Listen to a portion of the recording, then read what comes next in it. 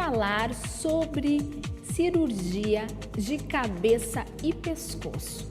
Para isso, estou convidando aqui, está comigo aqui no estúdio, o Dr. Cláudio Roncuni. Doutor, seja muito bem-vindo. O Dr. Cláudio, só para vocês saberem um pouco do currículo dele, ele é mestre em patologia e ele também é médico credenciado no corpo clínico do Hospital Moinhos de Vento, Hospital São Lucas e Dom João Becker. É isso, doutor? Isso. Doutor, seu currículo aqui é bem extenso, eu disse para o doutor Cláudio, olha, a gente vai ter que dar uma resumida aqui, porque realmente é muita coisa. E isso me chama muito a atenção pelo fato da especialidade de cirurgião de cabeça e pescoço. A gente não ouve muito, né, doutor? É algo que não é tão comum, mas é tão necessário, e vamos entender o que faz, então, o cirurgião de cabeça e pescoço. Bem-vindo. Obrigado, muito obrigado pelo convite. Então, a cirurgia de cabeça e pescoço, apesar de não muito conhecida, ela trata muitas doenças comuns. O cirurgião de cabeça e pescoço, ele trata tumores benignos e malignos das partes moles do pescoço, da glândula tireoide, das glândulas salivares, tumores malignos e benignos na boca, na garganta, na laringe, nos seios maxilares e câncer de pele na região da face, couro cabeludo e pescoço, além de tumores na base do crânio. A nossa especialidade não trata tumores da coluna cervical e nem do cérebro, do sistema nervoso central. Isso acaba gerando um pouco de confusão. Quando a gente fala em cabeça, pensa às vezes que é no cérebro, mas não. Em algumas situações nós até operamos com um neurocirurgião em algumas doenças de base do crânio. Doutor, então, quando o paciente chega até você, ele já tem uma doença pré-diagnosticada? Depende do caso, tá? Por exemplo, alguns casos o paciente me procura quando ele tem uma íngua endurecida no pescoço. Então, se faz o diagnóstico para a gente saber se é alguma neoplasia, alguma doença relacionada a alguma metástase da boca, algum câncer de boca, da tireoide, na garganta, ou até mesmo algum linfoma. Então, alguns casos são, sim, encaminhados por colegas oncologistas, endocrinologistas, e outros o paciente com alguma queixa acaba me procurando.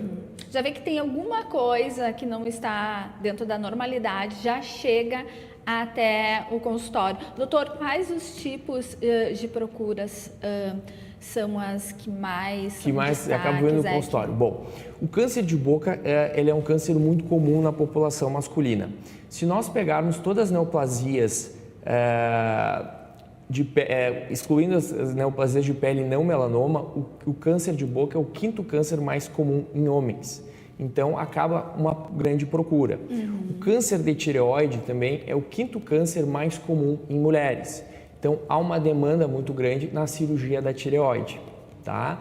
Câncer de pele também é muito comum. O câncer de pele é o câncer mais comum na população, tanto em homens quanto mulheres. E a região da face e pescoço tem uma área grande de fotoexposição. Então, acaba sendo encaminhado para mim esses pacientes. Doutor, bem, falando aí no câncer de pele, principalmente na região do rosto, é um câncer que, se tomados os cuidados, ele poderia ser evitado? Quanto por cento, tem uma estimativa aí, se cada um tivesse essa conscientização de cuidar do sol, de passar protetor solar, enfim, teria uma redução nesses números? Com certeza, tudo começa com a prevenção, tá? O uso de filtro solar, evitar a exposição solar, principalmente no verão, entre as 10 e 4 horas da tarde, sem nenhum tipo de proteção, enfim, chapéu, isso ajudaria bastante. A gente vive no Rio Grande do Sul, onde as pessoas têm a pele muito clara, isso também acaba contribuindo para o câncer de pele.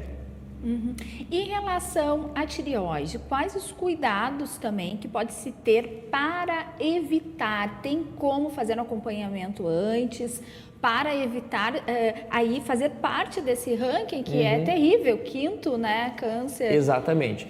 Felizmente, o câncer de tireoide, a maioria dos tipos de câncer tem um excelente prognóstico com tratamento com a cirurgia. Porém, a gente não faz nenhum screening para investigar o câncer. Diferente do câncer de mama, o câncer de colo de útero, que se faz exames de rotina, no caso do câncer de tireoide não tem essa indicação. Em alguns casos, algumas síndromes genéticas até se indica, mas fora isso não se indica fazer ecografia de tireoide em todos os pacientes.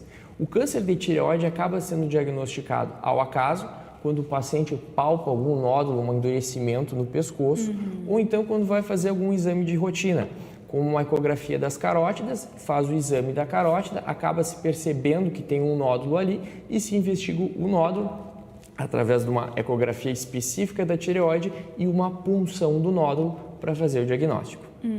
Então falamos aí do câncer de pele, do câncer de tireoide, temos o de boca e câncer de laringe. Onde fica nossas pregas vocais.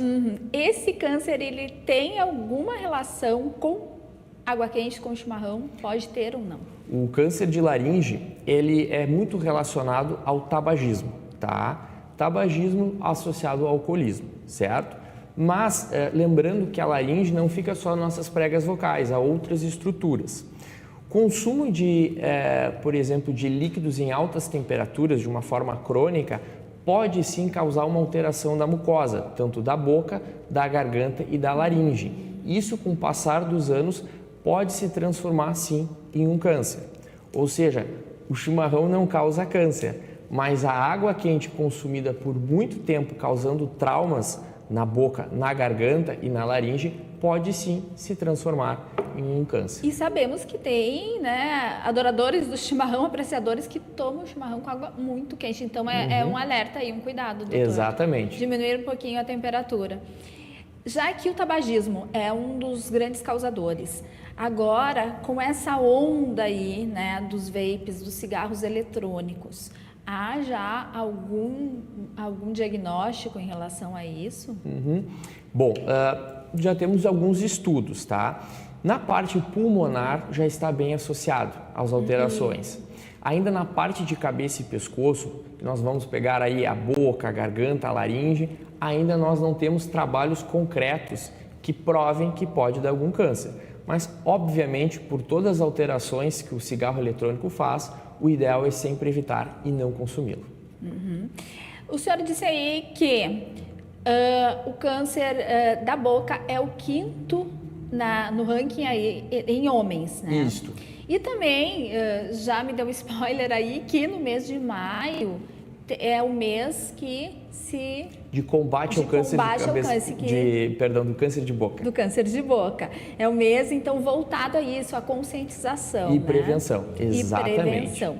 Então, eu já deixo aqui o convite, porque eu acho que é um assunto tão importante, até para sabermos o porquê, porque, o que causa, quais são as causas, como podemos evitá-las e uma questão de conscientização mesmo, para entender isso, porque acho que informação...